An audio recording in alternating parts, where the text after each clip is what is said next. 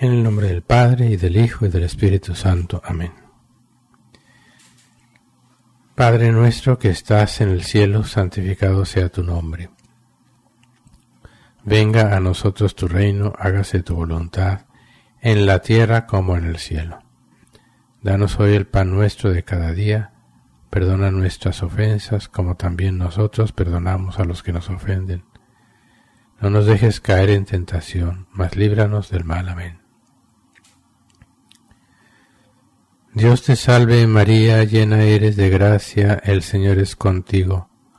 Bendita tú eres entre todas las mujeres, y bendito es el fruto de tu vientre Jesús. Santa María, Madre de Dios, ruega por nosotros pecadores, ahora y en la hora de nuestra muerte. Amén. Gloria al Padre, y al Hijo, y al Espíritu Santo, como era en un principio, ahora y siempre, por los siglos de los siglos. Amén. San José, ruega por nosotros. En el nombre del Padre, y del Hijo, y del Espíritu Santo. Amén.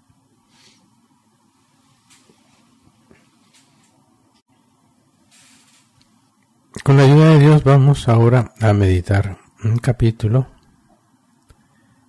del volumen 19, que tiene fecha mayo 23, 1926.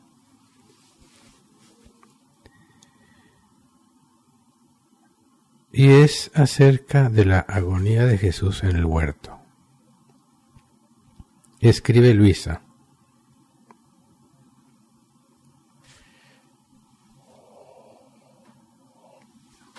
Estaba acompañando a mi dulce Jesús en su dolorosa agonía en el huerto, especialmente cuando se descargó sobre su santísima humanidad todo el peso de nuestras culpas, hasta hacerle derramar viva sangre. Oh, cómo habría querido aligerarlo de penas tan desgarradoras. Y mientras lo compadecía, me ha dicho: Hija mía, mi voluntad tiene el poder de dar muerte y de dar vida.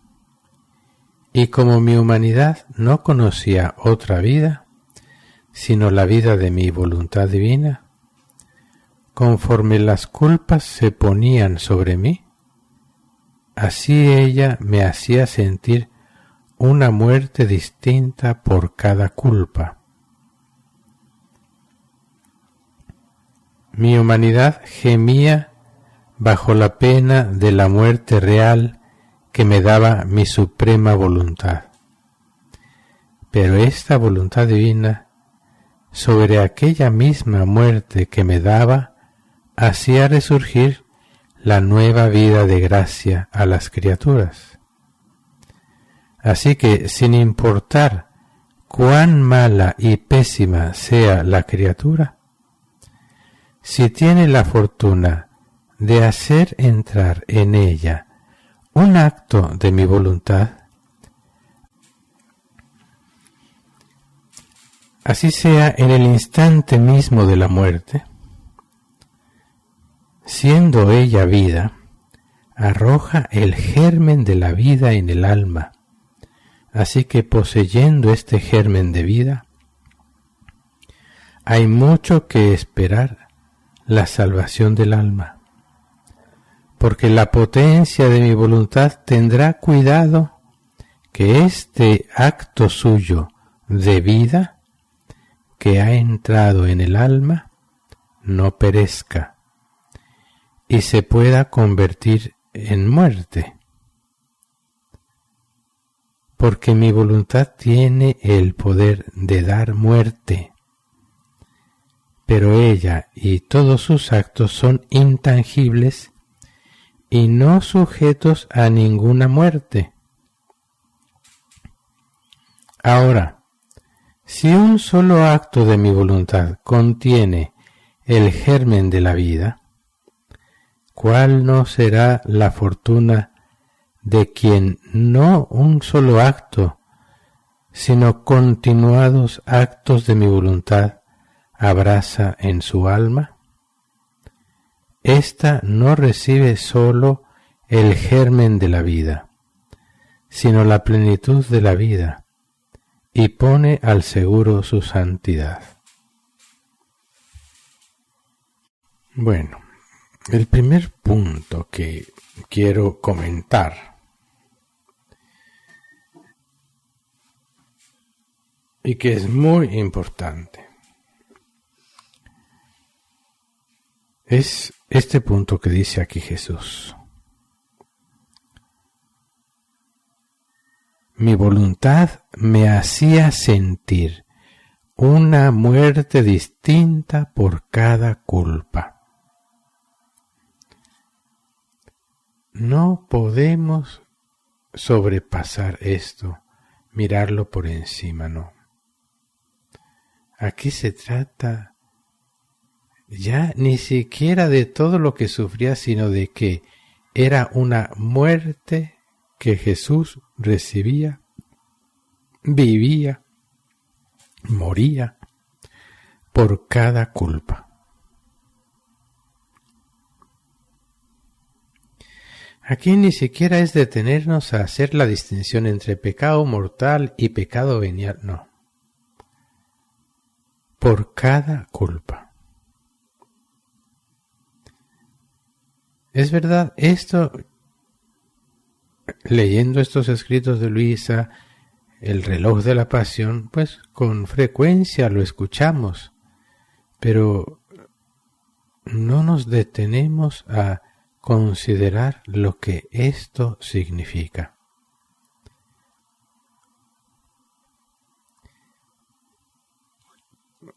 Cuando al inicio dice Luisa, mientras lo compadecía, me ha dicho. Compadecer significa padecer con. El alma que compadece sufre con.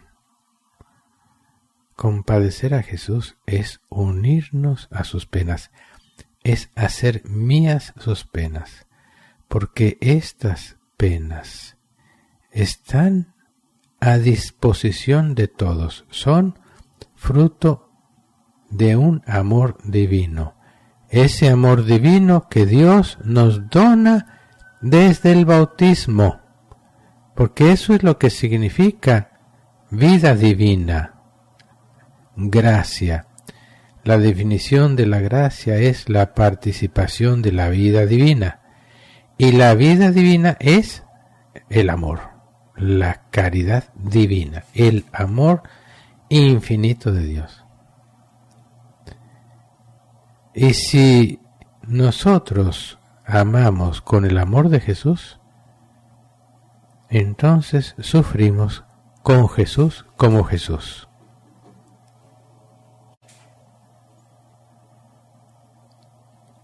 Por tanto, compadecer es sufrir con Jesús, porque si amamos con su mismo amor, es imposible que no suframos como Él sufre. Sí, la medida será la que dejemos que Dios realice en nosotros, la que nosotros realmente queramos, porque si nos detenemos y contemplamos y profundizamos y analizamos y nos apropiamos de la vida misma de Jesús, de su amor por las almas, por el Padre Celestial, lo que va a suceder es que se produzca el amor y el morir continuo como Jesús. Esta muerte es una muerte real, dice Jesús. Mi humanidad gemía bajo la pena de la muerte real. ¿Por qué qué dice Jesús aquí? De la muerte real. Porque es muy fácil pensar que solo sea un modo de decir. Hace el énfasis de la muerte real. Mi humanidad gemía bajo la pena de la muerte real que me daba mi suprema voluntad. Pero esta voluntad divina, sobre aquella misma muerte que me daba, hacía resurgir la vida de gracia a las criaturas. Así que, sin importar cuán mala y pésima sea la criatura, si tiene la fortuna de hacer entrar en ella un solo acto de mi voluntad, aunque sea en el instante mismo de la muerte, siendo ella vida, arroja el germen de la vida en el alma. Y esto es muy bello porque más adelante dice, mi voluntad tiene el poder de dar muerte. La voluntad divina tiene el poder de dar muerte, de hacer desaparecer, como de hecho sucede con el pecado. Y nosotros decimos en la Santa Misa, y más específicamente incluso en Semana Santa, decimos justo así, este es el Cordero de Dios que quitó el pecado del mundo. Lo que significa que si está quitado, desaparece. En otros lugares y traducciones diría, este es el Cordero de Dios que borró el pecado del mundo. Porque esa es la idea, esa era la voluntad de Dios en Jesús, borrar el pecado. Y eso es a lo que vino. Con su muerte le da muerte al pecado, lo hace desaparecer. Pero su muerte, porque eso es la muerte de un Dios, todo lo que hace Dios produce vida. Y por eso su muerte hace que seamos regenerados a la vida eterna. Por eso dice, fíjense, de nuevo, mi voluntad tiene el poder de dar muerte, pero ella y todos sus actos son intangibles y no sujetos a ninguna muerte. Cuando un acto divino se realiza, ese acto no está sujeto a morir, a desaparecer, sino que existirá eternamente, real y verdaderamente, y no en modo fantástico. Y esto es lo que sucede en toda la vida de Jesús, que todas las penas de Jesús se concentran por la fuerza misma del amor cuando está ya a punto de expirar. Por eso ya desde el momento en que entra en su pasión en el huerto, ya está a las puertas de la eternidad, de terminar su misión, de darle cumplimiento a todo. Cuando dice en la cruz, todo está cumplido, lo que significa es que toda la voluntad de Dios completa y perfecta se ha realizado según la santísima voluntad de Dios. Pero como su amor es un amor divino que encierra todo y a todos, ese amor no podía menos que querer suplir, restaurar el amor de todos.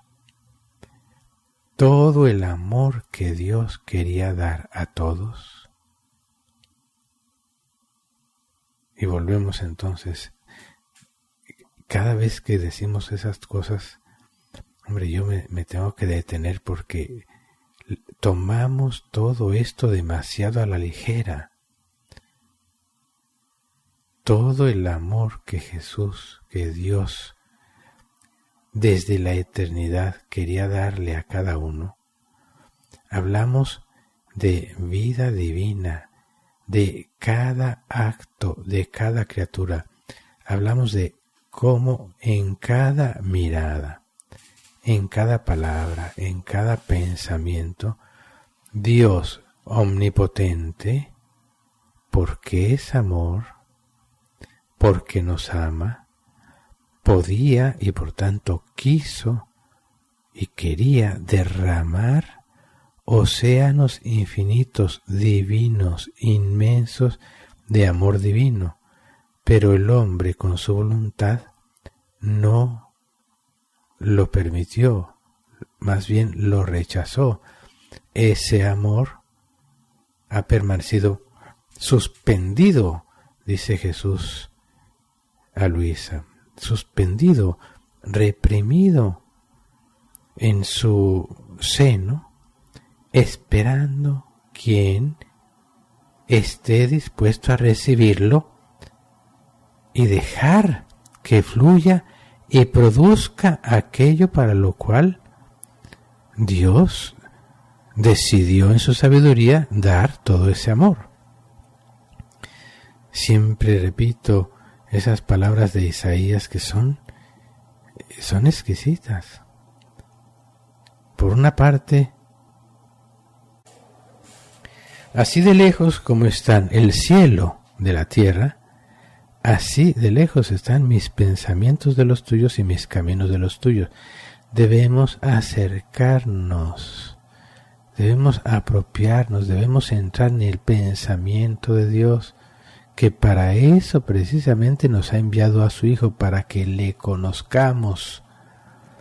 Y por otra parte dice, la palabra que sale de mi boca, es decir, la palabra que sale de su boca es un amor el más puro, el más perfecto, fecundo, divino, luz, vida, etc. La palabra que sale de mi boca no volverá a mí, por tanto debe volver, no volverá a mí si no ha producido aquello para lo cual yo la envié. Entonces, el amor reprimido, suspendido en el seno del Padre, y que el hombre no ha querido recibir, Jesús se propone, y también la Santísima Virgen María y también Luisa, se propone tomarlo todo, disponerse totalmente para, como dice esa misma palabra, no volverá a mí, para hacer que vuelva al Padre habiendo realizado aquello para lo cual lo envió. Entonces, todo el amor infinito, repito, eterno, ahí es donde nuestra mente ya debe tener una visión más amplia, extendida del amor de Dios. Ya con una sola mirada debiéramos nosotros alcanzar a ver hacia lo infinito, sabiendo que hay mucho más. Ya los números ahí no caben, miles de millones de latidos del corazón, de pensamientos, palabras, respiros, de todo el obrar de la creación por amor al hombre, etc. Y todo eso reprimido, no hay quien lo reciba, no hay ni quien dé un gracias. Y ese parto en el seno del Padre que no puede ser dado a luz aún, lo siente el Padre, lo siente Jesús. Es el primero que compadece, lo siente todo, lo recibe todo y siente una muerte, la muerte de la vida que quiere dar. Pero en cuanto lo toca esa muerte, porque esa muerte es divina y produce vida, fecundidad, se abren las compuertas de la vida, del amor divino, y pasando por Jesús, se convierte eso en una catarata infinita de amor divino al Padre. Y que todo el que entra en esa corriente y se deja llevar, queda envuelto en esa corriente. Si no se resiste, no produce ya la muerte segunda, como diría el Apocalipsis, la muerte eterna, sino que produce, sí, una muerte a nuestra voluntad, una muerte a todo lo que no es. Esa muerte de la que dice aquí que su voluntad tiene el poder de dar muerte a todo lo que no es de Dios, si lo dejamos. Y si no lo dejamos, bueno, un día llegará el momento en que vamos a morir y en ese momento Dios hará desaparecer, hará morir totalmente todo lo que no es de Dios. Y puesto que ni siquiera un solo acto de voluntad divina entró en nuestra vida, en la de aquellos que vayan a tener esa desgracia o esa soberbia, esa necedad, pues no habrá más nada que hacer, porque Dios no encontrará nada propio, digámoslo así, nada propio que salvar, porque el hombre mismo ha, como dicen hoy muchos, ha declarado que no quiere saber nada del verdadero Dios. Todos sus actos son intangibles y no sujetos a ninguna muerte. Y entonces añade al final Jesús: ahora bien, si un solo acto de mi voluntad contiene el germen de la vida, ¿cuál no será la fortuna de quien no un solo acto, sino continuados actos de mi voluntad abraza su alma? Esta no recibe sólo el germen de la vida, sino la plenitud de la vida, y pone al seguro su santidad. El alma se propone por la fuerza del amor salvar los derechos divinos, que es lo que el mundo debiera estar pensando y no en toda esa falacia de los supuestos derechos humanos, tan tergiversados y tan desordenados, que no son otra cosa más que aplastar en primer lugar los derechos de Dios y los verdaderos derechos del hombre, que no existen sin Dios.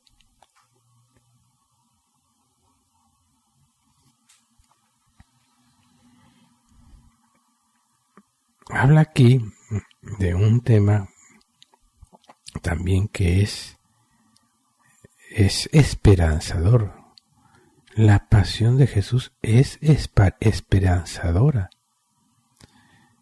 Fíjense, Luisa está meditando en la agonía de Jesús en el huerto y de qué manera Jesús la va llevando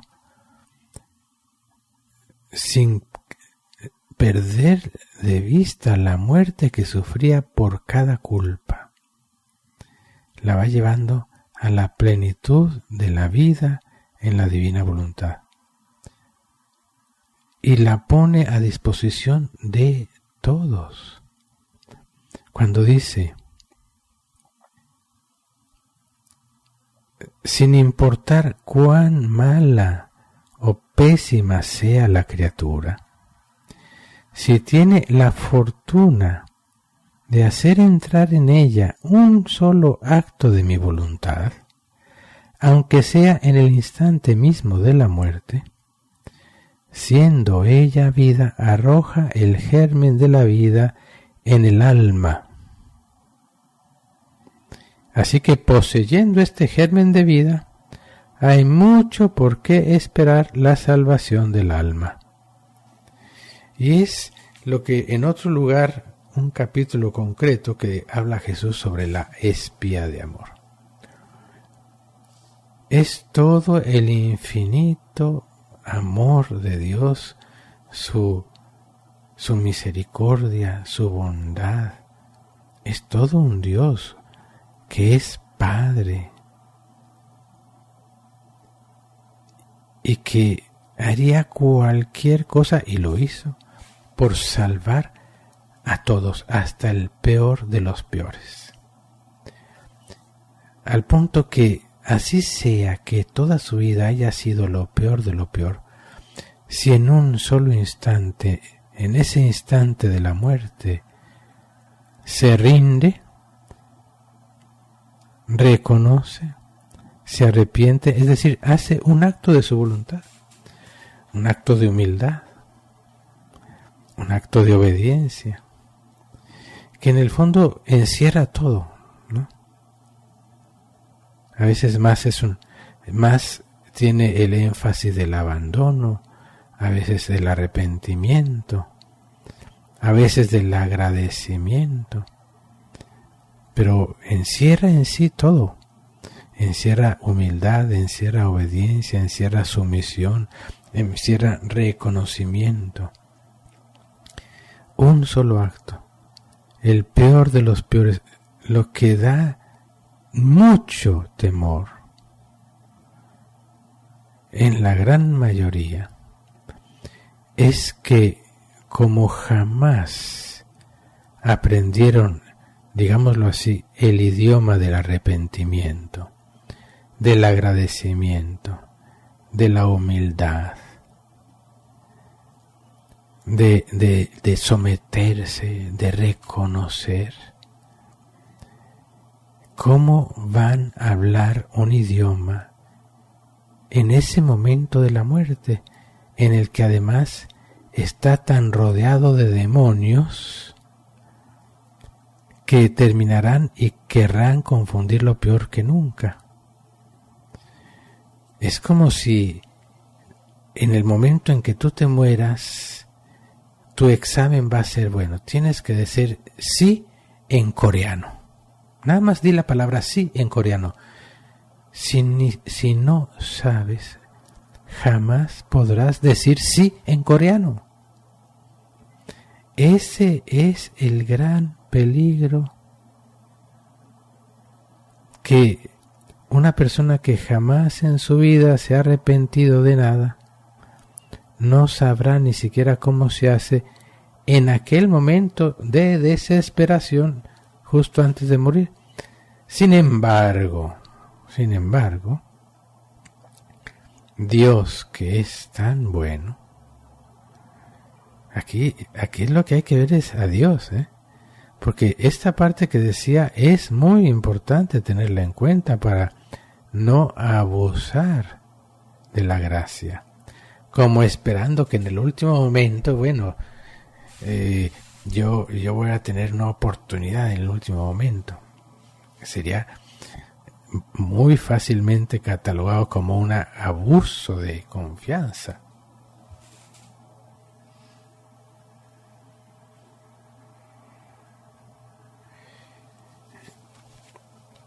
En fin, esto ahora volteémoslo tantito. como decía, por una parte está la parte de la criatura. En verdad que habrá muchos incluso de parte de la criatura que probablemente se salven porque un día en su vida hicieron un acto desinteresado de caridad. Ayudaron a alguien, aún siendo malos. Ayudaron a alguien. Yo he oído algunos casos en las historias de los santos, y no recuerdo uno concreto, que impresionan. En otros casos está ese que siempre me ha impresionado mucho y lo he repetido. Esa señora que iba en el tren y entró un señor ahí a donde estaba ella sentada y en algún momento dijo una blasfemia directa contra Dios, ¿no? Y la señora en silencio en su corazón dijo: ay, Señor, sálvalo. Y cuando este señor muere, él no se explica cómo es que se ha salvado. Y Jesús le muestra: mira, tal día en tal lugar hiciste esto, este mal, una blasfemia, por la cual debiera haberse con mayor razón ido al infierno. Pero esta alma pidió por tu salvación y por esa oración tú te has salvado. Por los remedios de Dios, que es a donde voy. Pero repito, entonces, los méritos, y hay una diferencia enorme, pero del tamaño del mundo, entre quien, por ejemplo, se va a Estados Unidos con $1 en el bolsillo, ¿qué va a hacer? Va a vivir una miseria terrible. No tiene ni dónde caer muerto, como se dice. O uno que ya lleva cuántos ahorros y lleva preparándose. Yo ponía también otro ejemplo: hombre, te vas a ir a vivir a China, quieres ir a vivir a China, tienes el sueño de irte a vivir a China, hoy empieza a aprender el idioma. Empieza a aprender el idioma. De lo contrario vas a llegar allá y no vas a tener ni la más remota idea de lo que te están diciendo. No vas a poder conseguir un trabajo, vivir nada. No, siempre con la necesidad de un traductor, ¿no? Es decir, le dice Jesús a Luisa también en diferentes lugares: cada verdad que conozcamos aquí sobre Dios, sobre su santísima voluntad, será un idioma, una lengua que sabremos muy bien en la vida eterna. La gran mayoría no entenderá nada, ¿sí? Estará feliz, gracias a Dios, por pura misericordia, pero no van a entender nada de nada de nada. Qué triste. Qué triste, porque Dios no se merece eso. Entonces vamos al punto, como decía, por una parte está toda esta parte de la criatura. Por otra parte está la parte divina, que Dios tiene todos los derechos. Y se suma la Santísima Virgen María y Luisa, que tienen un poder que es tremendamente extraordinario. Justo hoy escuchaba un caso, por ejemplo, de un sacerdote que muere en un accidente y después de un juicio recibe la condena eterna, y él mismo, que está en el juicio y que le van haciendo ver toda su falta de amor, de dedicación, de todos sus pecados, entiende que está condenado. Y cuando la condena se pronuncia, no tiene nada que decir. Sabe que es así. Pero de pronto escucha una voz de la Santísima Virgen María pidiendo, intercediendo ella: démosle otra oportunidad. que es una cosa, es una locura. Es una verdadera locura. Pero es así. Esa es la locura del amor de Dios. A mí a veces estas historias así me gustan muchísimo porque dan esperanza.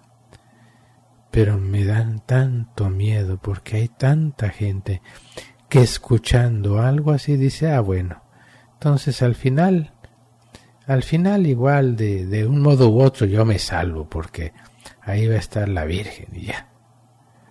Uy, no, qué triste y qué peligro, porque ese es un modo de burlarse de Dios, es añadir un pecado más. Sin embargo, nada de esto detiene a Dios, porque ya lo escuchamos. Así sea que la criatura haya sido de lo más malo y de lo peor, si entra un solo acto de su voluntad en ella, hay mucho que esperar, no dice definitivamente, hay mucho que esperar su salvación.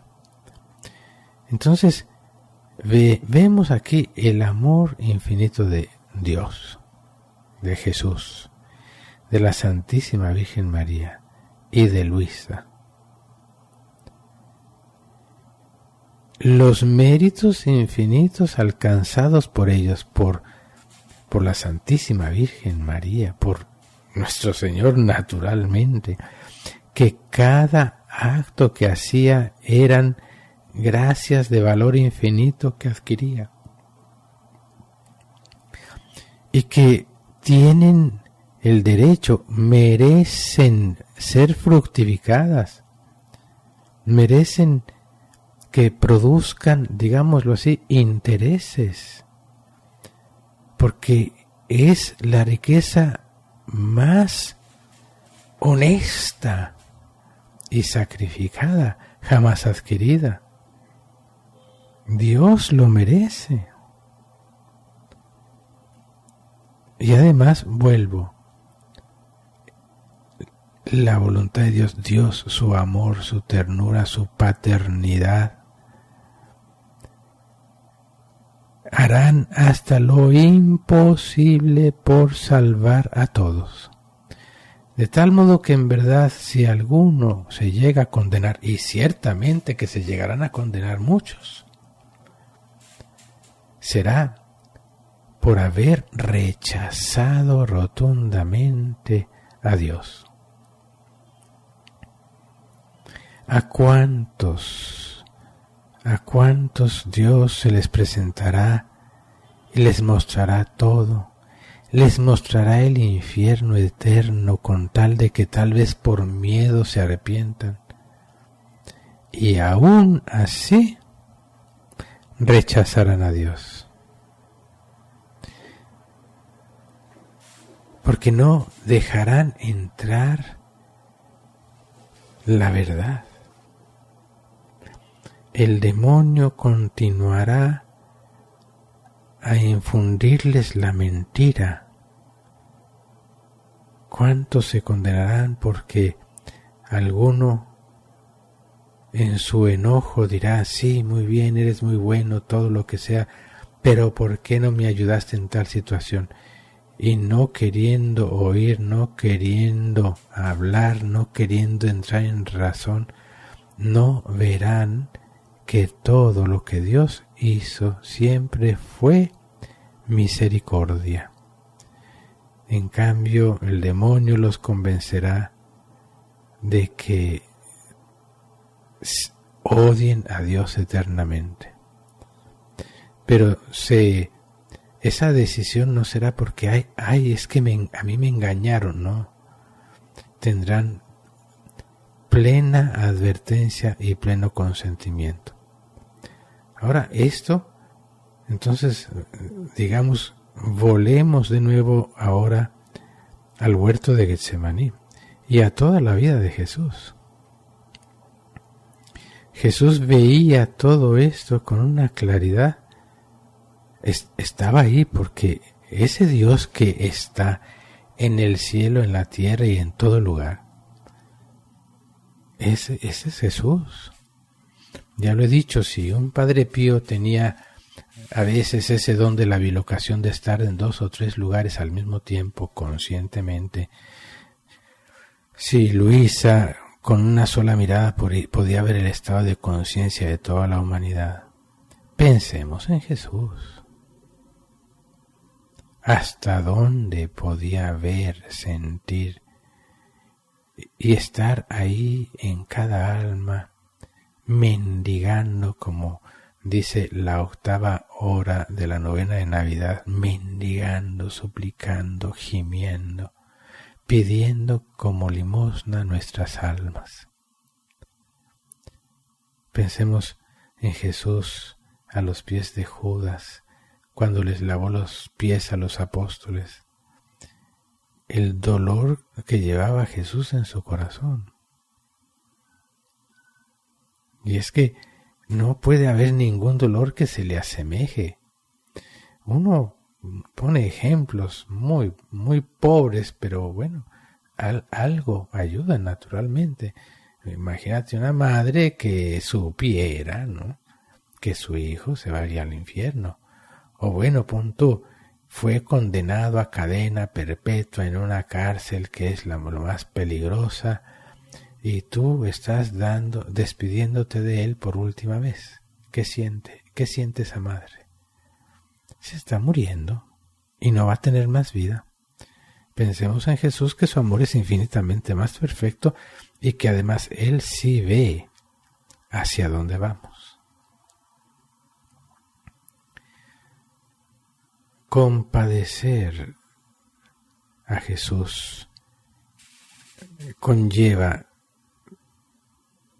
ir haciendo propio su amor divino, amar con su amor y por tanto sufrir con Él e ir repasando pena por pena cada uno de sus dolores, de sus penas, de sus padecimientos. Ahora volvamos a un punto muy importante, de nuevo. A veces hay que decirlo y hay que contemplarlo y meditarlo desde todos los puntos de vista. Todo lo que hizo Jesús, todo lo que murió, reparó, sufrió, es en modo particular, es cosa por cosa, no así como en general. No es como dicen algunos que yo he llegado a escuchar: te amo por mí, por todos, en tu voluntad. Listo, ya hice todo, no hay más nada que hacer. No, el amor no es así. Por cada, vuelvo a decir, pensamiento, palabra. Pero ahora detengámonos. Jesús vino a la tierra solamente para salvarme a mí. Y Él se dedicó a reparar cada respiro, cada latido del corazón, cada pensamiento, cada palabra, cada obra, cada oración, todo quiso hacerlo por mí y presentárselo al Padre, y esto es increíble, como si yo lo hubiera hecho. Y esto que digo es real, no es un modo de decir, por favor.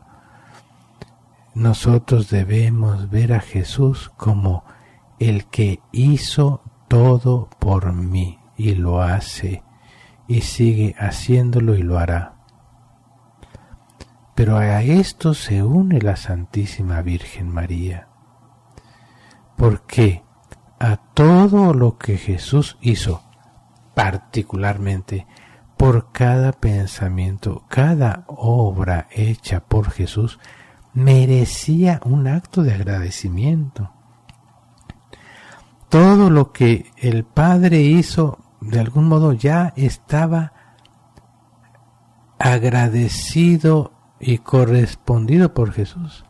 Pero y todo lo que hizo Jesús viene a ser correspondido por la Santísima Virgen María. Por eso María es, por gracia, todo lo que Dios es por naturaleza.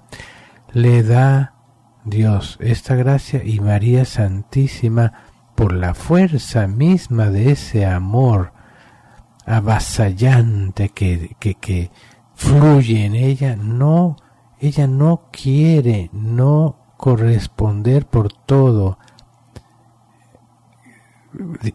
Si ponemos esas palabras que Jesús dice, pedidme lo que queráis, más que nadie la Virgen sabe que lo que sea que pida, el Padre se lo dará, y le pide todo.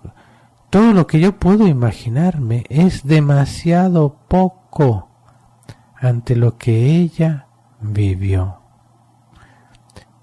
Así que ella particularmente dio gracias por cada pensamiento que Jesús reparó por mí, por cada palabra, por cada paso, por cada latido del corazón. Y luego viene más, y esto se vuelve una cadena que es increíble. Y entonces, ¿quién agradece a la Santísima Virgen María? Luisa. Porque yo debiera darle un gracias, un acto de correspondencia digno. No un, ay gracias, y ya, por Dios. Un acto de correspondencia digno que debiera ser como un rendirse totalmente y dejar que Dios haga conmigo lo que quiera. Es este pensamiento que se vuelve cada vez más claro, que nos lleva a ese pleno y total abandono en las manos de Dios, hasta adorar y amar con pasión la santa voluntad de Dios, cualquiera que ésta sea, que en verdad le dice a uno, Señor, lo que tú quieras, y aunque venga el tentador a proponerte la cosa más difícil, y si te sucede y si sucede aquello, le dirías todavía que tú, y qué tal que pasa esto, y qué tal que pasa aquello. ¿Qué tal que un accidente te quedas paralítico? ¿Qué tal que te da COVID y mueres solo en UCI? ¿Qué tal que muere tu niño chiquito? Lo que tú quieras, Señor, porque el amor ya es divino. ¿Por qué? Porque conociendo el amor, ese conocer es haber dejado que entre en nosotros el amor. Y el amor que es vida produce en nosotros la vida misma del amor, que no puede no querer corresponder a Dios como Él merece. Pero en tanto viene Luisa, que es también a Luisa a quien se le ve todavía así como una santita, todavía ni siquiera canonizada, así una viejita ahí en su cama, y poco, mejor dicho, es que menos que poco se le conoce. Yo podría decir que hay muchos más santos o que están por ser canonizados, a quienes se les tiene mucho más devoción que a Luisa misma, después de lo que ella ha hecho por nosotros.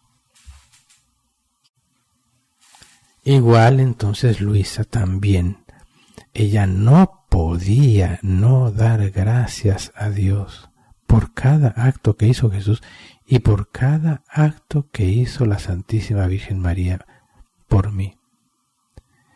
Y ella también por ese amor divino que fluía en mí, y porque también Jesús le dio ese conocer con una sola mirada el estado de conciencia de toda la humanidad. Imaginémonos la Virgen, imaginémonos Jesús, bueno, pues ella tenía eso, y por tanto, ¿no? ¿Por qué le da Dios eso? Para que repare por todos los pecados de todos los hombres, de todos los tiempos. Es decir, poder con una sola mirada ver el estado de conciencia de toda la humanidad, eso es divino. tener esa capacidad de poder estar conscientes. Ya no es una bilocación de estar en dos lugares al mismo tiempo, sino es estar multiplicada por cada criatura. Porque además la fuerza misma del amor, no podía ella no querer reparar por todos. Por una parte ofreciéndose víctima para que todas esas ofensas no hicieran sufrir más a Jesús, que es su gran pasión. Por eso dice, compadeciendo a Jesús. Es decir, ella quisiera evitarle cualquier pena a Jesús, aunque sabe que no va a ser así, porque todo lo que Jesús sufre es por fuerza del amor. Sin embargo, ella se ofrece y lo intenta. Y lo mismo de la Virgen María. Así que, hermanos, tenemos aquí mucho que meditar, que profundizar y que detenernos punto por punto para que esta vida divina crezca en nosotros. La vida de la santísima voluntad de Dios. Pidámosle a nuestra Madre Santísima, a Luisa, a San José, esta gracia. Gloria al Padre, y al Hijo, y al Espíritu Santo, como era en un principio, ahora y siempre, por los siglos de los siglos. Amén. San José, ruega por nosotros. San Miguel, ruega por nosotros. San Aníbal, ruega por nosotros. San Pío, ruega por nosotros. San Gabriel, ruega por nosotros. San Rafael, ruega por nosotros. Luisa, pequeña hija de la divina voluntad, continúa en medio de nosotros viviendo y difundiendo el reino de la divina voluntad. Madre Santa, alcánzales el descanso eterno y brille para ellos la luz perpetua. Descansen en paz, así sea. Que las almas de los sacerdotes difuntos, por intercesión de María Santísima, descansen en paz, así sea. En nombre del Padre, y del Hijo, y del Espíritu Santo. Amén.